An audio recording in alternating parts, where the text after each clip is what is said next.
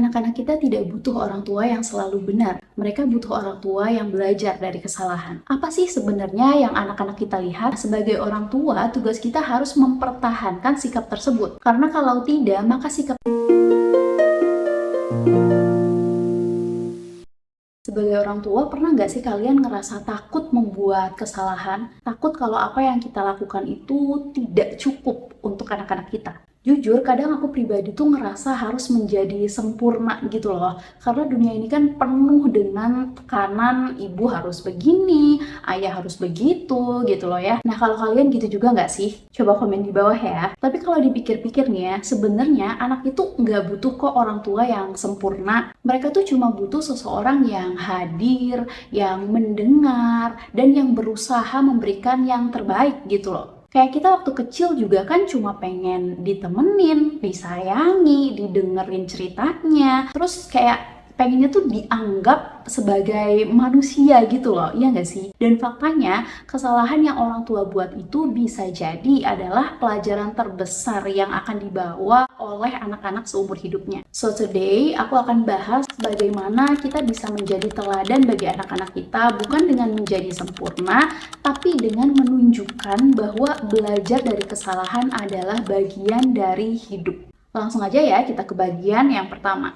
Kesalahan adalah bagian dari kehidupan. Beberapa orang tua takut ketahuan membuat kesalahan. Beberapa dari mereka berusaha mati-matian untuk menjadi sempurna. Tapi ada juga nih beberapa orang tua yang sering kali nggak terima kalau misalnya anaknya itu membuat suatu kesalahan. Dan kalau kita tarik kesamaan dari mereka semua ya, jenis-jenis orang tua ini, mereka tuh lupa untuk mengajarkan bahwa hidup itu memang tempat belajar dan membuat kesalahan. Setiap orang tua pasti ingin anaknya sukses kan ya, tapi pernah nggak sih kita berpikir nih bahwa kesuksesan sejati justru dimulai dari bagaimana anak-anak itu menghadapi kegagalan. Faktanya banyak kan orang dewasa yang tumbuh dengan rasa takut gagal, takut dikritik, atau takut dianggap lemah gitu. Sehingga membuat mereka itu malah tidak pernah mencoba. Padahal kegagalan adalah bagian alami dari hidup. Gak ada pengusaha sukses yang gak pernah gagal. Even yang terlahir kaya pun ketika mereka mencoba melakukan sesuatu dalam hidupnya, pasti akan pernah menghadapi kegagalan dan membuat kesalahan dalam hidupnya. And it's okay. Dan bagaimana kita menghadapinya menentukan siapa kita sebenarnya. Anak-anak itu tidak perlu dilindungi dari kegagalan sebenarnya.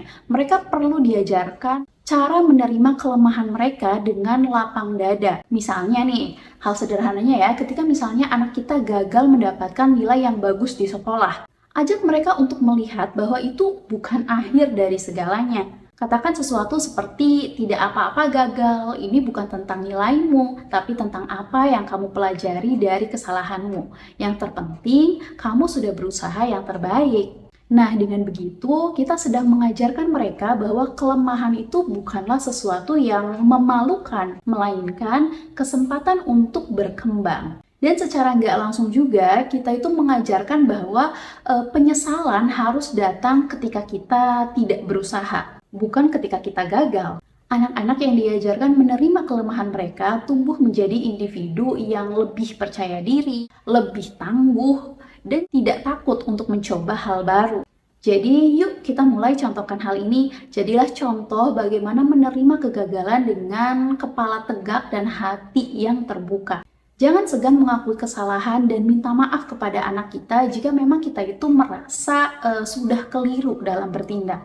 Karena hal tersebut bisa menjadi contoh untuk anak kita juga. Selanjutnya, jadilah pendengar yang baik. Kita pasti pernah deh ngerasa frustasi ketika bicara dengan seseorang, tapi mereka sibuk dengan ponsel mereka atau malah langsung menyela dengan pendapat mereka sendiri. Rasanya tuh kayak nggak dihargai kan ya? Nah, coba bayangkan bagaimana perasaan anak-anak kita ketika mereka sedang bercerita, tapi kita terlalu sibuk dengan kegiatan kita yang padahal nggak penting-penting banget. Atau ketika mereka sedang bercerita, kita malah sibuk memberikan nasihat atau langsung mengarahkan mereka tanpa benar-benar mendengarkan cerita mereka. Padahal anak-anak itu butuh sesuatu yang lebih sederhana tapi sangat berarti. Mereka butuh didengarkan. Mungkin beberapa orang tua berpikir, Ya, tapi kan dengan langsung menasehati itu, saya hanya ingin memberi mereka yang terbaik. Ya, itu niat yang baik sih ya. Tapi tahu nggak sih, ketika kita terlalu sering memberikan nasihat tanpa mendengarkan, anak-anak itu justru akan merasa tertekan loh. Bahkan kehilangan kepercayaan untuk berbicara lagi kepada kita. Padahal dalam dunia mereka yang kecil, mungkin hal yang ingin mereka ceritakan itu sangat besar dan sangat berarti di hati mereka. Makanya jangan heran ya ketika mereka remaja, nanti mereka jadi males cerita ke kita lagi dan lebih nyaman untuk cerita ke temennya. Karena ya kita terbiasa untuk tidak mendengarkan mereka saat mereka masih kecil dan tidak punya siapa-siapa. Anyway, lalu bagaimana caranya menjadi pendengar yang baik? Sederhana aja, coba mulai dengan menjadi pendengar aktif. Misalnya nih, ketika anak sedang bercerita tentang konflik kecil dengan temannya misalnya ya di sekolah, tahan dulu keinginan untuk langsung memberi solusi. Dengarkan dulu tanpa memotongnya. Kita bisa mencoba mengatakan, "Oh iya, terus gimana rasanya waktu itu?" Atau cukup anggukan kepala dan beri perhatian penuh. Gestur kecil seperti itu membuat anak merasa dihargai dan juga dipahami. Percaya deh, anak-anak yang merasa didengar akan tumbuh lebih percaya diri. Karena mereka tahu bahwa suara mereka itu didengar dan penting gitu loh. Jadi mulai sekarang, yuk berhenti sejenak dari kebiasaan kita mengarahkan. Terkadang mendengarkan tanpa menghakimi adalah hadiah terbesar yang bisa kita berikan kepada anak-anak kita. Karena ketika mereka kecil, mereka nggak punya siapa-siapa lagi untuk bercerita. Mereka hanya punya kita gitu loh. Jangan sampai kebutuhan mereka saat itu tidak dipenuhi dan malah kita menuntut mereka untuk bercerita ke kita ketika mereka remaja. Padahal saat mereka membutuhkan kita nggak ada. Selanjutnya, tunjukkan usaha bukan kesempurnaan. Pernah nggak teman-teman merasa gagal sebagai orang tua karena ngerasa nggak cukup baik?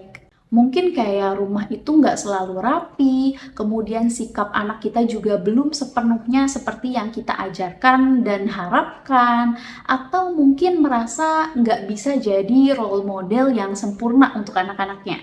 Nah, tapi coba deh kita berhenti sejenak, apa sih sebenarnya yang anak-anak kita lihat?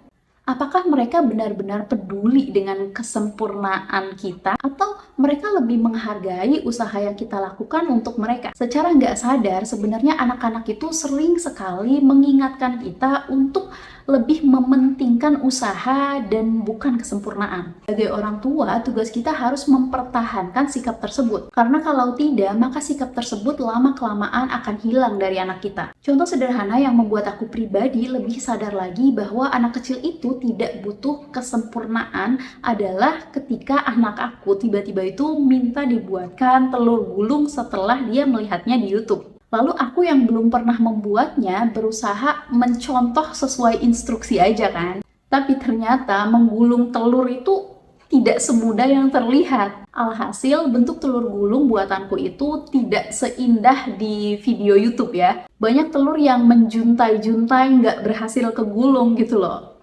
Dan aku kira anakku itu akan menolak ya, terus protes gitu karena bentuknya tidak sesuai dengan apa yang dia lihat. Nah, tapi ternyata dia excited banget, terus langsung memakannya. Dia juga bilang makasih ke aku, terus mengatakan bahwa dia happy. Nah, di situ aku tuh semakin tersadar ya bahwa anak-anak itu nggak butuh kesempurnaan. Mereka hanya butuh usaha kita. So, jangan takut untuk terlihat tidak sempurna di depan anak-anakmu ya. Biarkan mereka melihat usahamu. Karena justru dari usahamu itulah mereka belajar tentang ketulusan, keberanian, dan cinta yang sebenarnya. Selanjutnya, ajak anak ikut proses belajar. Pernah nggak nih kita berpikir kenapa ya anak-anak itu sering sekali meniru kebiasaan kita, bahkan yang kecil sekalipun. Ketika kita asyik dengan ponsel, mereka juga ingin melihat layar kan? Saat kita membaca buku, tiba-tiba mereka juga ikut mengambil buku. Nah, hal itu karena anak-anak adalah cerminan dari apa yang mereka lihat setiap hari. Mereka lebih banyak belajar itu bukan dari apa yang kita katakan, tapi dari apa yang kita lakukan. Anak-anak akan lebih mudah terinspirasi ketika mereka melihat orang tuanya mencoba hal-hal baru. Mereka nggak butuh orang tua yang sudah ahli. Yang mereka butuhkan adalah melihat bagaimana kita belajar, bagaimana kita membuat kesalahan, dan bagaimana kita terus mencoba. Dengan mengajak mereka masuk ke dalam proses belajar itu, kita sedang memberi mereka pelajaran yang luar biasa. Bahwa mencoba sesuatu yang baru itu menyenangkan meskipun awalnya sulit. Jadi, cobalah ajak anak-anakmu terlibat. Contohnya saat teman-teman mungkin mencoba resep baru, mintalah mereka membantu. Atau saat teman-teman belajar keterampilan baru, biarkan mereka melihat bagaimana kamu berproses. Jangan takut untuk terlihat pemula, karena justru dari situlah mereka belajar bahwa keberanian untuk memulai adalah pelajaran yang jauh lebih penting daripada hasil akhirnya. Ingat, anak-anakmu akan lebih mengingat usaha dan kasih sayangmu dibandingkan kesalahan kecil yang kamu buat. Yuk mulai dari hal kecil hari ini untuk jadi teladan yang lebih baik. Oke, sekian dulu video kali ini. Semoga bisa bermanfaat ya. Thank you so much for watching. Jangan lupa like, comment, dan subscribe channel ini agar channel ini makin berkembang lagi.